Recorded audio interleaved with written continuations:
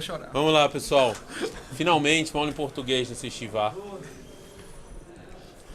Agora o pessoal que está nos assistindo vai ver a inteligência dos brasileiros agora. Né? Ih, deixar pra lá. Bom, cancela. Bom, assim, a gente falou um pouco já sobre o Rav Kook na nossa aula de terça-feira, né? Então eu não vou repetir. Mas o Rav Kook, ele tinha alguns livros. Não esse aqui não. Eu tinha que tirar a xerox de vocês e arrumei uma próxima aula, vocês vão ter o xerox. Até porque a máquina de xerox não está funcionando. Você, ouvinte, se quer doar uma... Não, tô bem. A situação tá preta aí.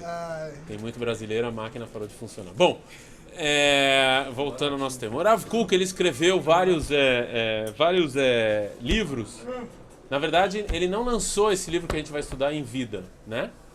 Mas o Rav Kook, ele tinha algumas ideias novas de estudo novo. Ele gostaria de estudar coisas novas. Ele achava que uma das coisas que tinha que mudar também era o estudo, a educação e a maneira que se educa. Um exemplo é que vocês já estão estudando Gumará, vocês sabem que a gente pode dividir a Sugiot da Gumará em duas, né?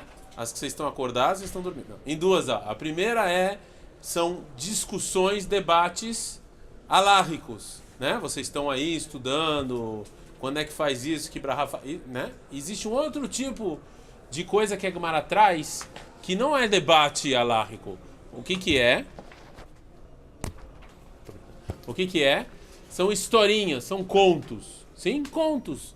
Então, exemplo de contos que vocês devem ter visto. Por exemplo, nas 10 pragas, tinha uma rã que batia na rã e virava vários. Já ouviram assim? O nome disso em hebraico como é que é? Midrash. Midrash. Você está agora eternamente na gravação. Midrash. O nome disso é Midrash. Agora, tem dois tipos de contos. Tem contos na Gemara que são baseados em história do Tanakh. Então o nome disso é Midrash, que nem as 10 pragas, as rãs, etc. E tem contos na Gemara que não são Midrash. São contos que o Rabino fez isso, o Rabino fez aquilo, né? Shimon ben Shetar vai lá e mata todo mundo que estava julgando o Yanai Ameler, como está em Masechet Sanedrin. Assim, são contos, mas não tem a ver com o episódio do Tanakh. São Agadot. Então tem contos Agadot normais e Midrash Agadá, que são contos baseados nos versículos. Sim ou não? Agora, o que acontece e essa é a grande pergunta que a gente tem que fazer. Por que a Gemara traz esses contos? Qual é o objetivo da Gemara em fazer isso? Vocês sabem que a Gemara não é um livro de historinha. Não é um livro de historinha da carrochinha. Não é os irmãos Grimm que escreveram a Gemara e vão botar uns contos aí, ó, né, Chapeuzinho Vermelho e tal. Não. Não é um livro de... E também não é um livro de história. Não é? A Gemara não é um livro de história. Se leio a Gemara do começo ao fim, eu não falo, agora eu sei a história do povo judeu. Não. Não é um livro de história. Então a pergunta é, qual é o objetivo da Gemara em trazer esses continhos, tanto Midrash quanto conto? Para que a Gemara traz isso pra gente? Qual que é o objetivo da Gemara? Então aqui tem várias opiniões, né? Eu não vou entrar aqui em todas as opiniões, eu também quero fazer a introdução rápida para a gente começar já a estudar o Rav Kook. Mas uma das opiniões diz que esses contos, na verdade, são metáforas, são mensagens profundas que os rabinos querem transmitir para a gente, e eles transmitem para a gente através de contos. Né? Por que fazer isso? Porque são mensagens tão profundas que eles só querem que pessoas inteligentes consigam descobrir. Então vamos fechar o livro embora. Então assim, a pessoa mais limitada, ele fica no continho só, né? Ele fica, a rã que virou muitos, acabou, que legal, ficou no continho. A pessoa mais inteligente, ela vai começar a procurar, a descobrir mensagens que estão por trás desse conto, sim? Mas são mensagens que só pessoas assim mais afortunadas conseguem chegar. Então eles fazem isso através do conto. Então a pessoa fica só com o conto e a pessoa mais inteligente começa a debater o conto e tentar chegar em mensagens que os rabinos... A intenção original foi transmitir mensagens, né? Eu vou dar um exemplo para vocês.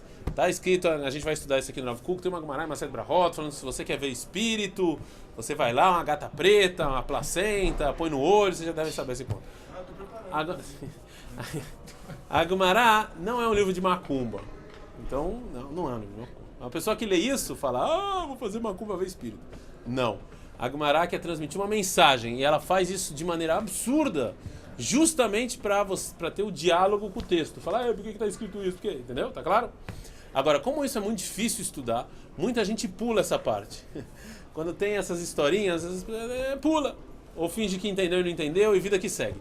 O Rav Kook, óbvio que teve outros rabinos antes dele, por exemplo, o Maharal, o Ein Yaakov, teve outros livros antes do Rav Kook que tentam explicar as mensagens dessas historinhas, desses contos. Então, um livro que o Rav Kook, na verdade, não escreveu assim em Vidra, mas as pessoas são compilações, etc., mas é o livro Ein Hayah. Ein Hayah é o livro que o Rav Kook escreve explicações dessas historinhas, explicações desses contos.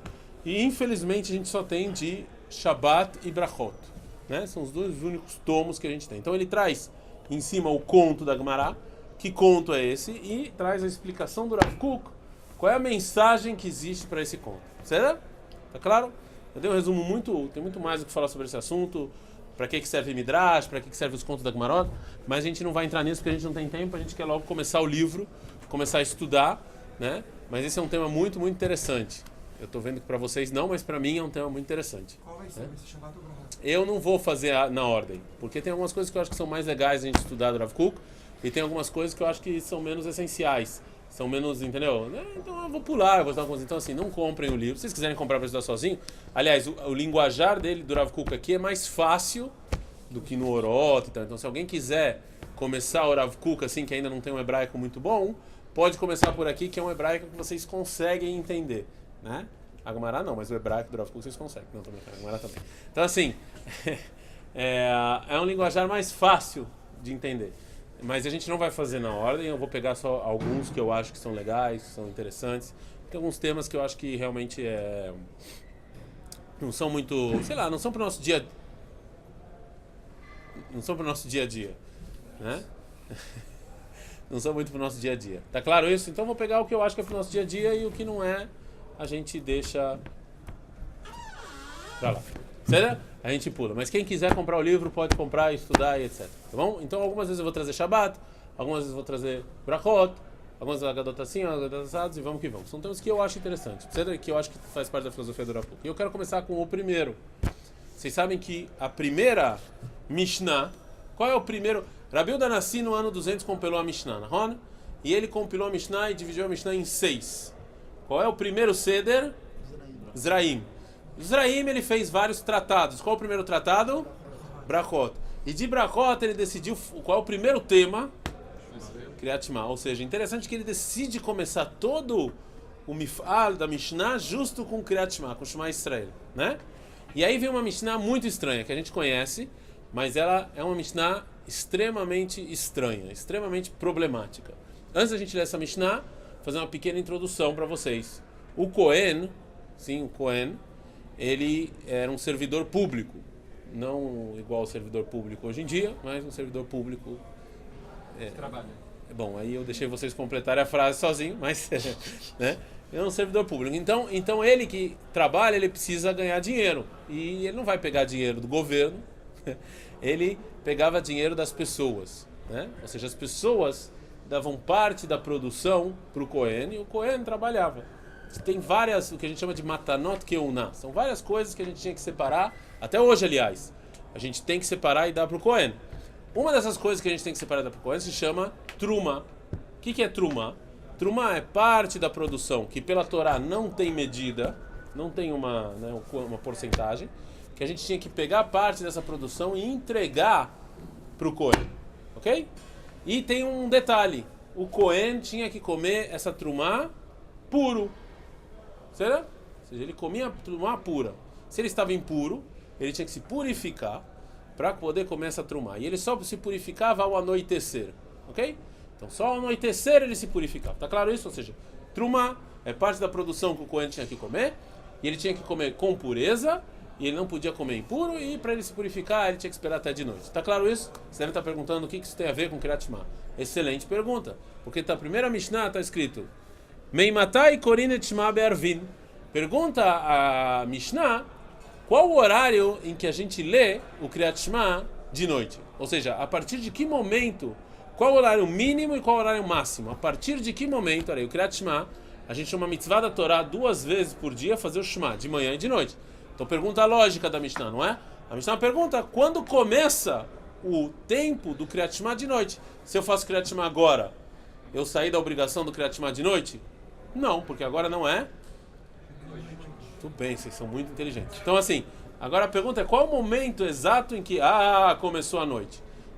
Antes da gente continuar a ler a Mishnah, qual a resposta que a gente espera? Que resposta tinha que vir agora? Eu chego para ele e falo, que horas a gente se encontra? Que resposta ele fala? Nunca. 8 da noite, 10 da noite, fala um horário. De repente a Mishnah fala uma coisa completamente estranha.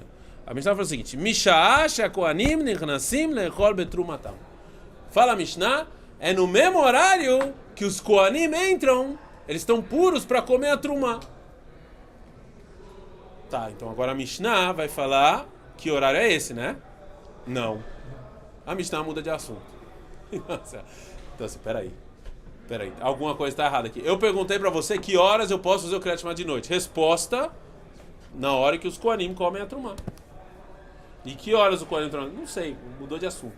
Então assim, a pergunta aqui está muito clara. Eu sei que isso não é historinha, como a gente falou que o Rav Kuk vai explicar, mas é mais ou menos historinha. Por que a Mishnah liga alhos com bugalhos? Ou seja, o que tem a ver o Kriyat Shema quando os Kohanim iam comer a trumá? O que tem a ver uma coisa com a outra? Fala, pode ler Kriyat Shema? Tá o horário. Acabou. Entendi.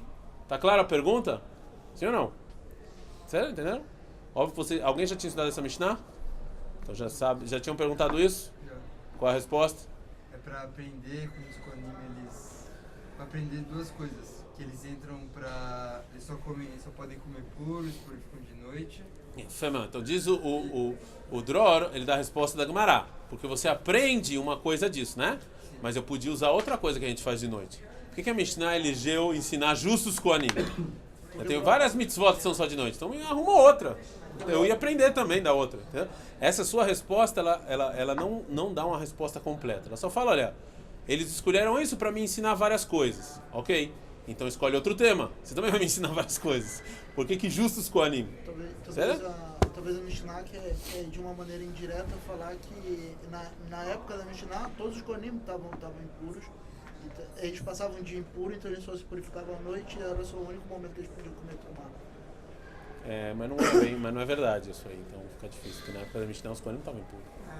Porque não sabe se não é horário específico, né? Pode ser que seja a partir daquele horário. Então, mas aí se a Mishnah falasse, ó, a partir, por exemplo, Shabbat.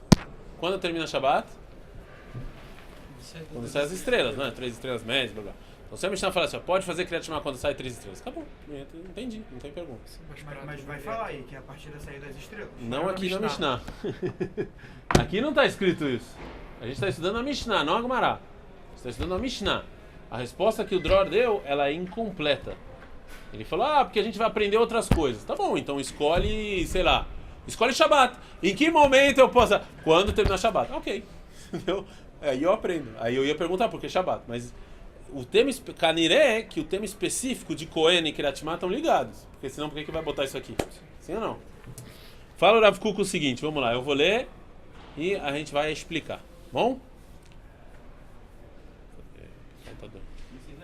Já foi, já. Nunca balar. Então, diz o Rav Kuk o seguinte: Kriyat Shema shel Arvit ve shel Shacharit morin al bet minei akriya beshem Hashem mutelet al Israel. Diz o Rav Kuk o seguinte: que é? Vamos começar com o que é Kriyat Shema. Vocês fazem tudo de Shema Israel Hashem Elokeinu Hashem Echad. Esse é o Kriyat Shema. O que quer dizer essa frase? Quer dizer Shema Israel Hashem Elokeinu Hashem Echad. O que quer dizer essa frase? Então vocês estão traduzindo, então eu vou usar a tradução, já que vocês estão minha pergunta não é a tradução, mas vamos usar a tradução. Shema Israel, escuta Israel, Hashem Elokeinu, Deus é nosso Deus, Hashem Echad, Deus é um. Sim ou não? É isso que vocês fazem. Alguém pode me explicar essa frase, por favor? Me expliquem essa frase. O que quer dizer que Deus é nosso Deus, Deus é um? Alguém pode me explicar o que é isso? A gente lembrar e não sair do caminho, por isso que a gente faz de manhã e de noite. A gente lembrar e não sair do caminho. Então diz o da... Sair do Egito não, porque não está escrito aqui a saída do Egito. Eu falei só a frase Shema Israel Hashem Elokeinu Hashem Echad. Diz o Davi pra gente... Não, Diz o Igor, esse é o nosso monoteísta. Alguém pode me explicar o que significa Deus é nosso Deus, Deus é um? Deus é nosso Deus. vamos parar a frase aqui. Se Deus é nosso Deus, eu já sei que ele é um. O nosso Deus é um ou dois? É um.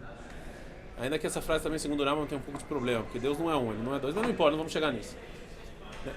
Se eu já sei que Deus é nosso Deus, ele é um, por que falar Deus é nosso Deus, Deus é um? Eu estou sendo redundante. Eu devia parar a frase no meio, né? Shema Israel, ouça Israel, Hashem Eloqueno. Deus, o verdadeiro Deus é o nosso, ponto. Por que virar e falar Deus é um? Entendeu a redundância? Vocês entenderam ou não? Pra gente... O Igor falou que é uma mensagem, eu só vou explicar a pergunta melhor. O Igor falou que é uma mensagem monoteísta, uma declaração monoteísta. Se é verdade, basta dizer Shema Israel, Hashem Eloqueno. Zeu. Ou Shema Israel, Hashem Errado. Zeu, também é suficiente. Escuta Deus, escuta Israel, Deus é um. Acabou. Quando eu falo que o nosso Deus, e ele é um, eu estou sendo redundante, porque eu já sei que o nosso Deus é um. Entendeu? Tá claro isso ou não? Fala aí, Ser. Pra mostrar que cada nome quer dizer uma coisa, tipo... Mostrar pra quem? Pra gente. Só tem um problema, você usou o mesmo nome. Yud Kei Vav Kei, Yud Kei Vav Kei. Não tem mudança de nome. Não, ele é o quê? Shema Israel, Yud Kei Vav Kei, Eloqueno. Quem é Eloqueno? Yud Kei Vav Kei. E eu já sei que ele é um. Ah, quer dizer... Não tem outro nome. Tanto com dinheiro, tanto com... De uma vez. Dinheiro? Não, esquece, Não. tinha uma coisa assim. Vocês fazem Kriyat Shema todo dia de manhã. Eu estou tentando entender, quando vocês fazem o Kriyat Shema, o que vocês estão declarando. Vocês que fazem essa declaração, não eu. Eu não faço Kriyat Shema. Muito obrigado. Vocês estão fazendo essa... Que declaração é essa que vocês fazem todo dia? Eu estou tentando entender. Vocês vêm aqui na reza todo dia de manhã? Vocês põem... Não. Mas não mexendo. Vocês põem tefilim? Sim. Vocês fazem Kriyat Shema? Então quando vocês estão lá no Shema Israel, Hashem Eloqueno, Hashem Echad, o que vocês pensam? Eu já sei, na cama. Nas panquecas. Não, Mas não é que... entenderam a pergunta ou não? Sim, mas é porque quando você fala que ele é um e é um só, quando você fala que ele é um só, é que para você seguir o caminho dele. Então que a gente tem a Torá, que é uma só. E o Deus foi o Deus que deu a Torá, ou seja, é para juntar. Você falou um monte de coisa agora. Agora me coloca tudo isso dentro da frase Deus é nosso Deus, Deus é um. Coloca tudo isso nessa frase. Deus é nosso Deus. Sim. Ele deu a Torá pra gente. Já sei dessa frase já. E ela é única. Já sei dessa frase já. Sim, mas não é. Então pra que eu achei errado? Quê? Não, calma. Tudo que você falou, eu sei do Shema Israel, Yud Kei Vav Kei Eloqueno, ou Shema Israel, Yud Kei Vav Kei errado. Eu já sei. Você está falando duas coisas. Não, escuta Israel. Sim. Eu sou único. Eu não está escrito eu. Tá bom, eu sou teu Deus. Ok. Né? É. Então é um, só que o errado é a Torá. A gente tem que seguir o caminho. Não, você agora distorceu completamente. A Shem errado, não está escrito Torá errado. E você tem razão se você fizer Shema Israel, Yud Kei Vav Kei Eloqueno, Torá errado. Ok. Não vai Meu colocar cabelo, Torá, mas porque é senão Lome vai fazer Shané. outra. Então, fala, explica o Urashi, pessoal. Olá, Urashi. Urashi fala. Urashi, o que Urashi fala? Shema Israel, Yud Kei Vav Kei é nosso Deus Achav, hoje em dia. E para mim, eu não preciso saber mais que ele é um ou que ele deu a Torá. Mas, Leatid Lavó, no futuro, Yud Kei Vav Kei errado. Ele vai ser um também. Agora explicou. Entendeu o que o Urashi fez? O Urashi divide a frase em dois. Ele fala, Yud Kei Vav Kei é nosso Deus. E todos nós aqui sabemos que ele é um, que ele entregou a Torá, que... Sabemos já, eu não preciso de continuação. Ou deveriam saber, ou estão sabendo. Né? A segunda parte da frase não é pra gente. A segunda frase é, em algum momento ele vai ser para todos. Certo? Ah, hoje em dia não é? Não. Tem pessoas que acreditam em outros deuses. Tem pessoas que acreditam no Deus do futebol. Tem pessoas que acreditam no Deus do pop, do dinheiro. Não, dinheiro não tem. Tá. Tem gente, cada um acredita em um... Mas em algum momento... Tá claro? Agora o Urashi explica. Ah, agora entendi. Entendi. Entendi a frase. Realmente ela não é redundante. Tem duas fases. Tá claro? Então, diz o Rav Kuk exatamente isso. Ele fala, olha só, meus queridos. O Kriyat Shema, ele fala de duas coisas. E também essa simbologia de Hashem Eloqueno, Hashem Echad, ela existe também no... Quantas vezes eu tenho que fazer o Kriyat Shema? 2 vezes por dia. Quando? De manhã De manhã e de noite. Então por quê? que ele vai fazer? Também é redundante. Não, não é, porque o Kriyat Shema, ele tem, embutido nele tem duas coisas. Dentro do Kriyat Shema que a gente faz, está embutido duas coisas. Continua o Rav Kook e fala: Anu tzrichim lekabel al malchut shamayim al atzmenu. Antes de mais nada, nós, eu, Daniel Segal, vocês, todo o povo judeu, Hashem Eloqueno, a gente tem que entender e a gente tem que receber sobre nós quem é esse Yud-Kei Vav-Kei aí que a gente está falando. Quem é esse Yud-Kei Vav-Kei? Quem é esse rapaz aí? Sim? Quem é ele? Amidá. Todo mundo aqui faz Amidá, não? Quantas brahot tem Amidá? 18, 19. 18 mais 1. A primeira é quem é Deus. Então, vocês estão falando com ele, não estão? Então vocês precisam do cartão de visitas de Deus, não? Então a primeira brahá, Hashem Eloqueno, Eloquei Avoteno, Eloquei Avraham, Eloquei... Quem é ele? É ele aí, vocês estão falando com ele, tá bom? Então a gente, o Kriyat Shema também, a gente é Hashem Eloqueno, a gente é nós, a gente aqui, vamos lá discutir e debater. Certo? Velifol gam ken bekriyat Shem Hashem echad shelanu, shesof kol sof yakiru veidu kol yoshvei tevel. A gente tem que entender, para que no final das contas a gente também possa mostrar.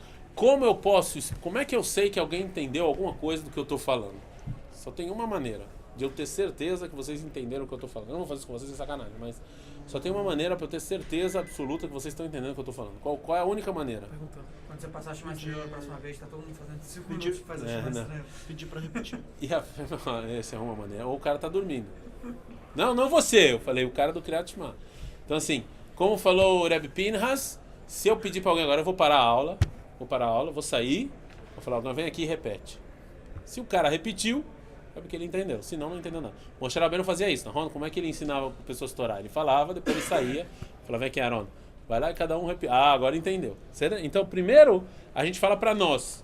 Quando eu entendo, aí eu posso falar para os outros. Isso, aliás, é um parênteses bem grande que eu vou fazer, mas é um estudo muito grande. Está cheio de pessoas que acham que sabem e vão discutir e é um desastre. Vão ensinar, vão explicar um desastre. Então, assim, se vocês querem discutir ou debater um assunto, vocês primeiro estudam para vocês, entendem bem o assunto, aí vocês saem para lá discutir, debater, ensinar, etc. Sério? Senão é difícil você sair, discutir, debater e você não tá claro para você ainda. Certo? Que Hashem Elokei Israel Melech Umalchuto Bekol Mashala. Então tem essas duas fases. A primeira fase eu, Daniel Segal, tenho que entender.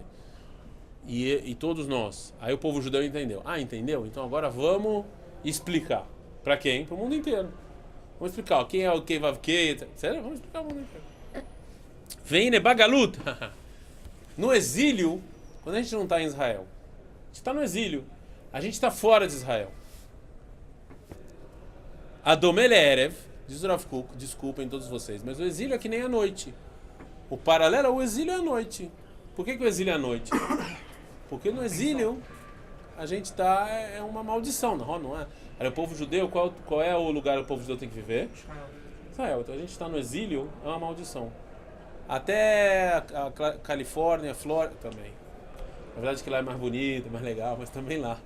Mas, você viu que eu não usei nenhum país da América. Não, tô brincando. Então assim, até lá, é noite, lá o exílio é noite, né? Ikar peulatenu Irak benogea leatzmenu, kedei leamod bifnei agalim haovrim alenu beod Shem Hashem. Diz o Rav Kook, quando você está no exílio, você não está vivendo, você está sobrevivendo. Lá, a principal ação é a gente entender pra gente o que é Deus, o que é judaísmo, Você não tem agora como vir mostrar para os outros, porque você está preocupado em sobreviver.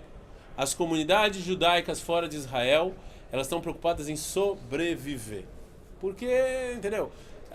Hoje está tudo bem, né? Vamos falar do México aqui. Está tudo bem no México. Eu falei com o mexicano que agora entrou lá um presidente que parece que é meio doido e está mexendo na economia, e os judeus estão com medo. Você vai fazer o quê? Se entra um presidente meio maluco lá, você vai fazer o quê? Se entra um doido da vida lá, o que você vai fazer? Entendeu? Você tem que sobreviver. Tem muita coisa acontecendo. Os judeus fora de Israel, eles não conseguem, não têm o poder, não é porque eles não querem. Eles não têm o poder de conseguir vir e falar, não, a gente vai fazer isso. Não dá segurar em armas, resistência armada. Tem. As pessoas estão procurando sobreviver. Então, enquanto a preocupação é sobreviver, não tem como você parar e falar, não. Existe uma grande discussão entre o Rav Kook e o Rashar Hirsch. O Rashar Hirsch, ele foi rabino em Frankfurt e ele achava, ele não era sionista, ele achava que a melhor maneira de você influenciar os não-judeus, como é que era? Você ficar lá. Né? Então você está lá na Alemanha, né? E você pode influenciar eles. A gente viu onde é que essa influência levou na Alemanha, né? A gente viu onde é que a influência... Então assim, o Rav Kook falou que não só você não consegue influenciar quando você é pouco, quando você é comunidade, você não consegue influenciar, como você é mais influenciado do que influencia. A famosa assimilação. Uma pessoa consegue influenciar uma pessoa, uma comunidade talvez consiga influenciar uma comunidade, mas só um país consegue influenciar outro país. Não tem como, certo? Não tem como. Você não é, né? Algum país, vocês já viram algum país ouvir uma mensagem? Não, vamos ouvir a mensagem dessa comunidade. Não. Vem o Bibi Netanyahu pro Brasil. Não, vamos ouvir o que ele tem para falar, né? Vem o Bolsonaro para Israel. Vamos ver o que ele tem para falar. É a mensagem do povo brasileiro. Vocês estão rindo por quê? Se fosse a Dilma, vocês não iam rir. Então, a mensagem... Né? Bom, eu não vou falar de política, mas não importa quem a gente zoar aqui, o pessoal vai ficar chateado. Se a gente zoa o Bolsonaro, os bolsomitos ficam chateados. Se a gente zoa a Dilma, e os petistas ficam chateados. Então a gente não zoa ninguém. Ou zoa os dois, que aí você sai de obrigação. Então assim, só um país consegue influenciar outro país. Então quando você está no exílio, a gente é comunidade. Quem consegue influenciar alguma coisa como comunidade? Não consegue, é impossível. Não tem como. Você vai falar, não tem. Certo? Então lá é escuro. Alken balayla shayach emunah. Então assim, tem um versículo que fala, Leagid baboker chasdecha ve'emunatcha balaylot. Leagid, você fala de manhã a sua fé está clara, como amanhã. E de noite é emuná. De noite é emuná. Tem fé. Desculpa, eu falei errado. Leagid baboker chasdecha, chesed, da bondade, você vê e você fala. A emuná, ela é de noite, a fé é de noite, porque você não vê, você não tem muito como provar, então fica uma coisa assim meio noite, meio escuro, né? Que é igual ao exílio, né? Mishelo amar emet vemuná arvid la yatzai dechovatot. Tem uma Gemara que fala que de noite a gente fala emet vemuná, porque emuná é de noite, fé é de noite que a gente não vê muito bem. Que leatzmenu dai lá no emuná ve kabalat emet beavotenu. Diz o Rav Kook, pra gente, pro povo judeu, é suficiente o que a gente recebeu dos nossos antepassados. A tradição. A gente recebeu a tradição, a gente recebeu a tradição, é o suficiente. A gente não precisa... você convencer outra pessoa, você convencer outra comunidade, você convencer outro país, você precisa muito mais do que, porque meus antepassados falaram. Ele não conhece seu antepassado. Então, tá bom, e daí que seu antepassado falou? Que se exploda. Você conhece, se seu pai falou, se seu avô falou, se seu bisavô falou, opa, eu conheço, eu confio. Quando diz o Rav Kook, basta essa, né? Quando a gente está só entre nós, basta isso, né? Então, a gente vai continuar Bezrat Hashem amanhã. Vamos parar para vocês se prepararem para Minha. E Bezrat Hashem amanhã a gente continua. Acordem o pessoal aí.